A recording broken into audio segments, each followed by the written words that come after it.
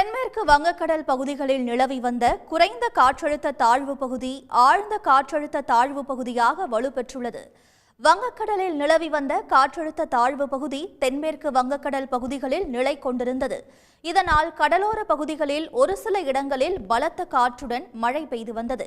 இந்நிலையில் வங்கக்கடல் பகுதிகளில் நிலவிய குறைந்த காற்றழுத்த தாழ்வு பகுதி ஆழ்ந்த காற்றழுத்த தாழ்வு பகுதியாக வலுப்பெற்றுள்ளது.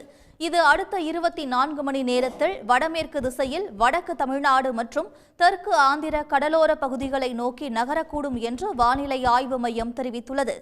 அதற்கு அடுத்த 24 மணி நேரத்தில் ஆழ்ந்த காற்றழுத்த தாழ்வு பகுதி வடக்கு திசையில் ஆந்திர கடலோர பகுதிகளை நோக்கி நகரக்கூடும் என்று வானிலை ஆய்வு மையம் கணித்துள்ளது.